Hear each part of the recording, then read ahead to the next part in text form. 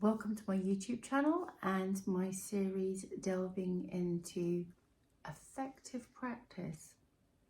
So I am combining two things here today because I had some requests to go a little bit deeper into the piece that featured yesterday in the adult piano lesson on Clementi's Spiritoso, which is the first movement of Clementi's Sonatina number 3 from his very famous Opus 36 6 sonatinas, which are part of the core repertoire. And if you have a really good piano teacher, you will study these sonatinas, or at least one or two of them at some point in your sort of intermediate level piano playing. So this movement, the Spiritoso, I will drop this into the screen, and it is set for grade 5 in the ABRSM piano syllabus 2025 to 2026. Now, as you all know very well by now, if you follow me, that I do not teach to a syllabus. By that, I don't mean I don't teach an exam syllabus. What I mean is my teaching is much broader than that. And if students are ready and they want to do an exam, then of course we can do that. But my teaching is not focused entirely around exams, because I just don't think we should be using an exam syllabus as a piano curriculum. There's so much out there for us to enjoy. So at this point, you might well have tried some of the Clementi sonatinas already.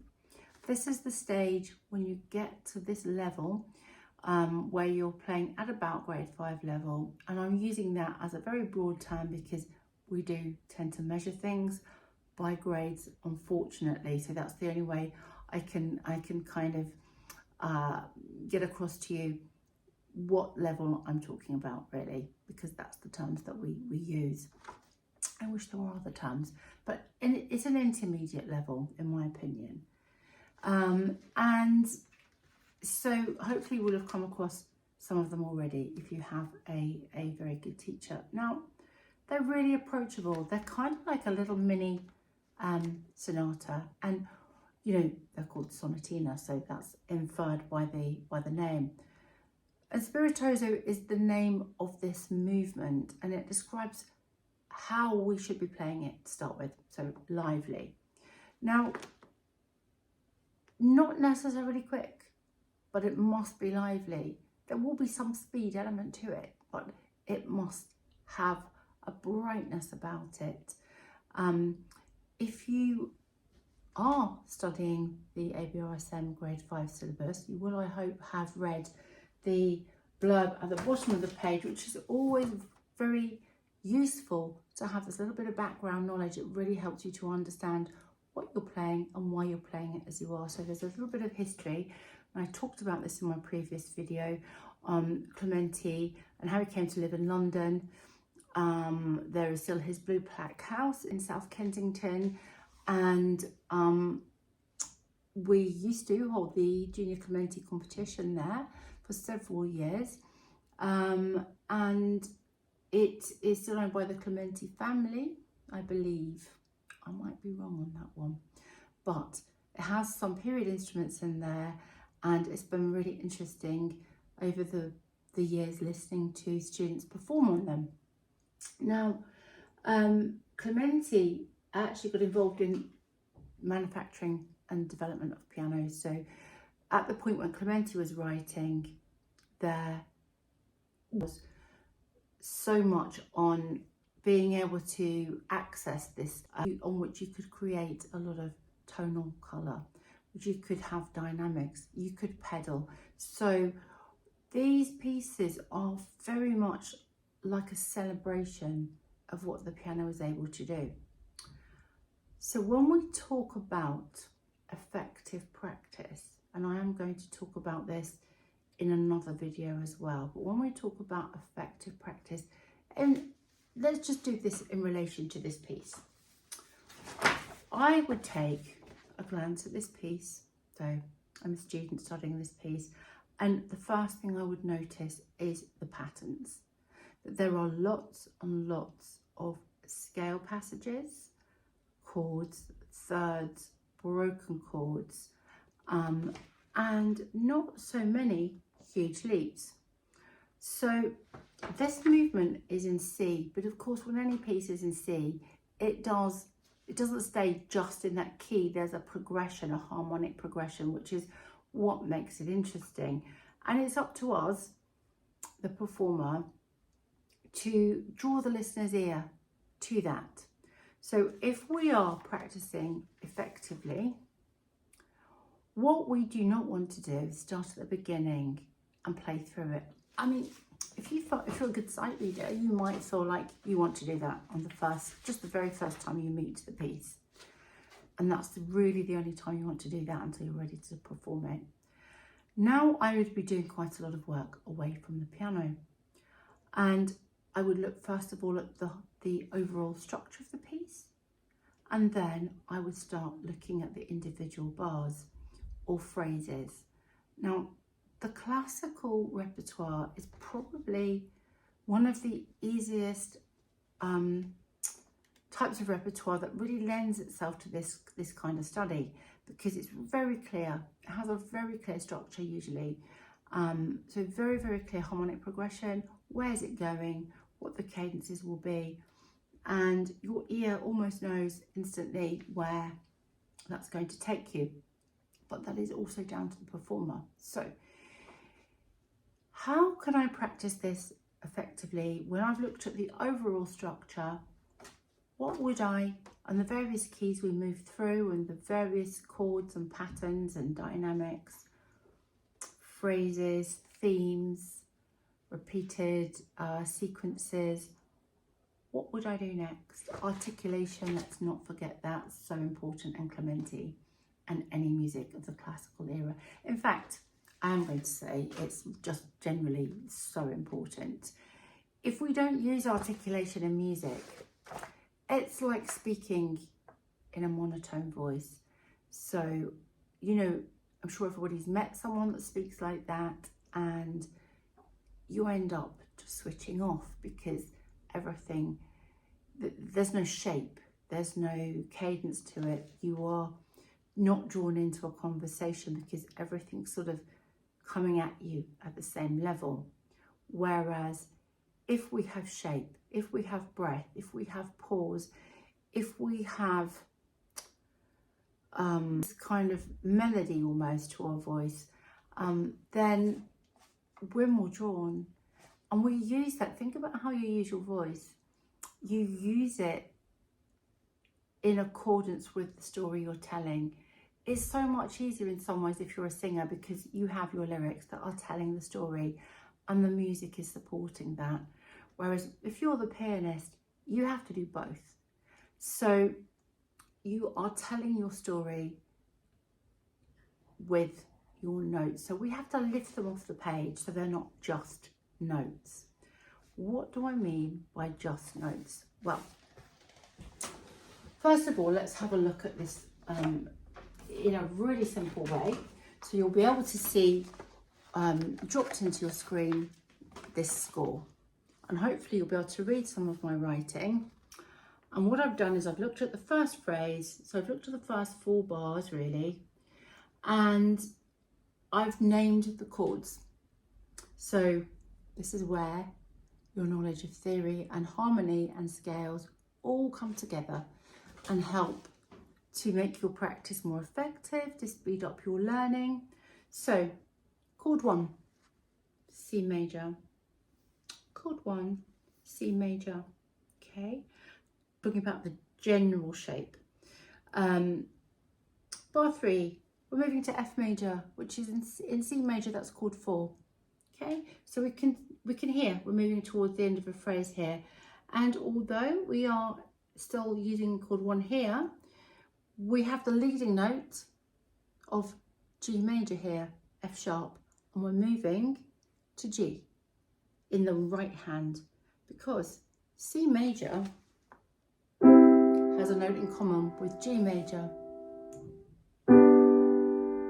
which of course is G. We have the tonic triad of C major, C, E, G, and then we can move to the fast inversion of G major quite simply. So the tonic and the dominant have a note in common in the triad, and that's where we're moving to. So this makes absolute sense. Now what that tells me, it's not just having that knowledge and being able to talk about that. What that tells me is that I need my music, that melody in the right hand, to move towards that cadence, to move towards the dominant. So I need to point the listener's ear in this direction. Now, I could play this like this. This is not how I'd like you to play it, by the way.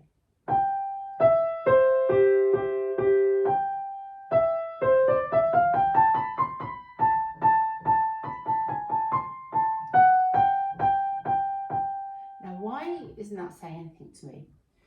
Everything's the same, not just the same dynamic, but the same weight.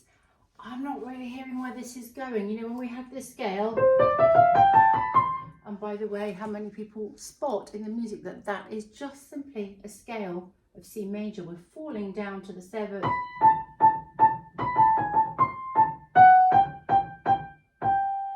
And I just take a tiny breath, not a pause, tiny breath before I land on that dominant, because although we've come back to a chord of C major, this F sharp gives us that flavour of G major. Okay. Now, lots of ways we can practice this. Loads of things you can do just with these 4 bars on their own, particularly if you want to memorise. That's another topic for another video. But can you see how we just move around? So things that I would be thinking about with this piece is the articulation. Now I don't want to go like I did the first time, showing you what we don't want to do, because excuse me, this G needs to take us to the top G, so we can go again. Now I'm going to let go of that, because that just gives me a little weight for this drop slur, and then I'm going to let go of this A, excuse me, and that's where I'm going. Can you hear this tiny breath? And I move slightly away on the G naturals to take us to cadence here, because if I am to play this in chords, that's what I've got. But then F sharp gives it that flavour, as if we've gone there, but we haven't quite. We think we're going there. We go to here. Can you hear how that's quite similar? Now, because I know what's coming next, what we're going to look at today is this bright tone, how we achieve that. How do we achieve that? We have to articulate the fingers. If I do this and everything stays there and everything stays close together, I'm not going to achieve a bright sound. I am now going to do it with articulated fingers, and just hear how this lifts it off the page.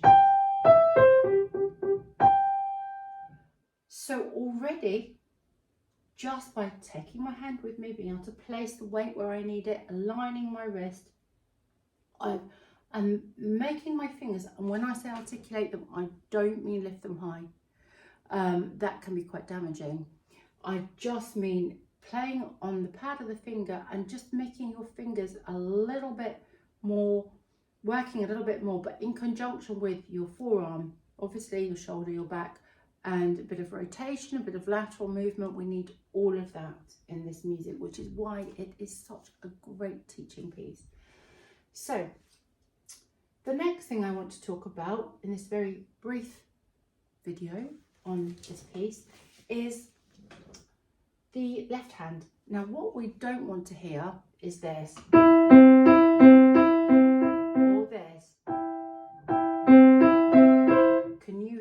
how the left hand is drowning out the right hand melody.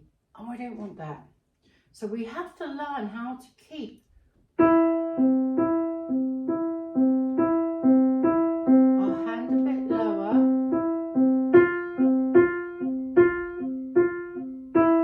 Can you hear? I'm also putting a tiny, almost like a tenuto, on the first of each beat, because I don't want to hear the C all the time.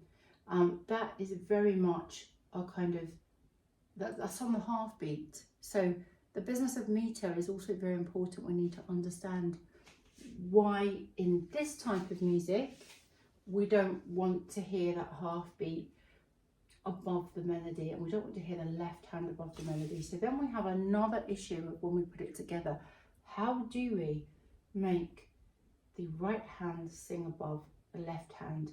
Well, if you watched my video a couple of days ago, you will see that I gave my student a 5-finger exercise, a simple 5-finger exercise. I was quite surprised that he hadn't tried this before, but where you are just putting more weight, you're trying to make one hand louder than the other, and in this case it's the right hand. And what you can clearly see, I hope, is that how I do that is I stay very close to the key here. I still go into the key bed. I don't want this whispery sound where we can't really hear. And then but here I'm just putting a little more arm weight, and I'm articulating my fingers a little more. So I'm kind of doing a mezzo forte in the right hand and a mezzo piano in the left hand. I can experiment with that. I can do it the other way around. And I can do all kinds of different levels of dynamic. If we can't do that with a 5-finger exercise, we are going to struggle with doing it when we're reading the notes of a piece. So we need to know our notes really well. We need to have kind of looked a bit deeper than just what's on the page, just the dots on the page. So knowing, okay, this is just a broken chord, it's C major, and the G is actually at the top. Okay. So all I'm doing for 8 beats is just that. I'm incorporating a little bit of rotation, again, something for another video, and I'm keeping my hand quite low. Otherwise, because I'm going to end up with a bass heavy or a left hand heavy piece, which is not what's asked for here. And that's all implied in the writing. You know, students sometimes ask me, well, why don't they write forte in the right hand and mezzo forte or mezzo piano in the left hand?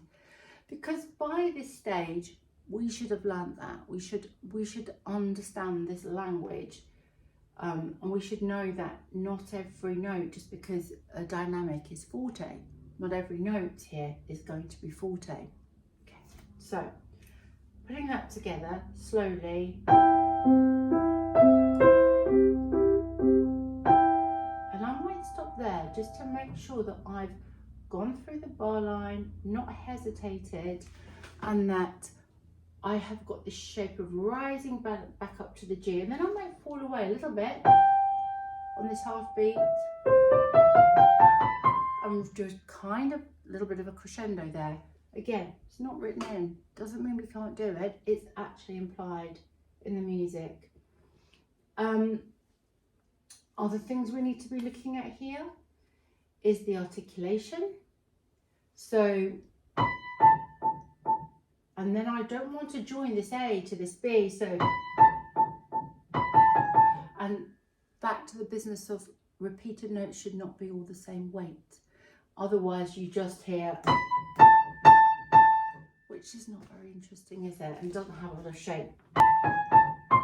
When you're turning around and practicing with your proper posture, that should be quite simple to do. You've just got to remember to do it. Now, if I had £1 for every student that remembered their articulation, I wouldn't be rich. So if I had £1 for every student that doesn't remember to take notice of the articulation, I would be very rich indeed.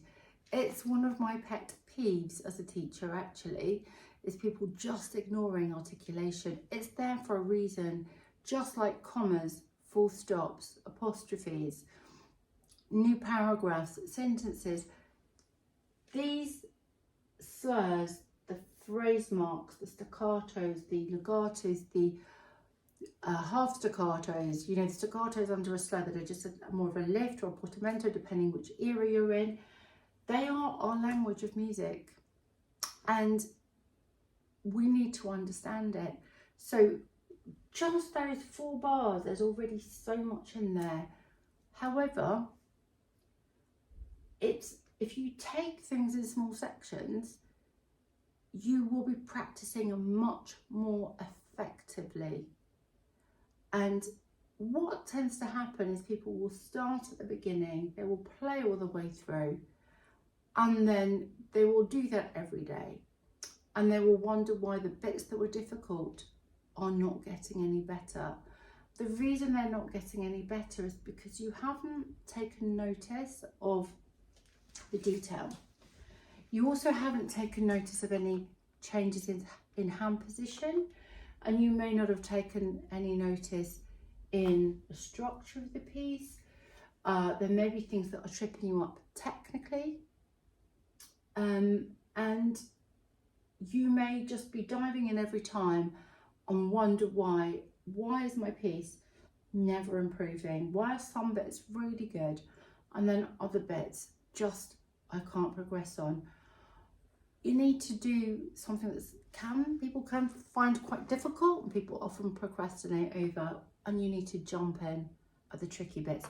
You need to take a photocopy of your score maybe, and once you've taken that photocopy, and that's fine to do if we've got a book. I know we shouldn't be photocopying music, but if we've already bought the book, it's fine. Take your own working copy, highlight all over it if you need to, if it helps you.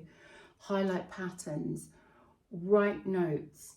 I write in my scores anyway, but I think if you're starting from scratch and you're, you know, quite, you're at that intermediate level, you've not quite got to more of an advanced level yet, so you've still got an awful lot to learn. Well, actually, having said that, we all have a lot to learn still. We can always learn, but you know, if you find that what you're doing is just not helping you make progress, what you need to be looking at is why. Am I tackling the difficult bits? Am I practicing this mindfully? Do I know what's in my score? Do I understand this piece? Or am I just reading little black dots on a page and hoping that somehow magically it will make musical sense? That's what I find happens in a lot of students' practice, and our job as teachers is to help you to know how to practice, and how, not just how to practice effectively. You could sit down every day and practice, you know, for an hour every day and come back to your lesson and find your piece is no better, because actually if you're practicing your mistakes in, you are setting up neural pathways, but they're the wrong ones. And now to correct those, you're going to have to do 2 things: unlearn the old ones and learn the new ones. And I'm going to continue this in another video, because we're going to go a little bit deeper on how practice works and what effective practice really is and why it's so important, and how much faster you will progress if you practice effectively.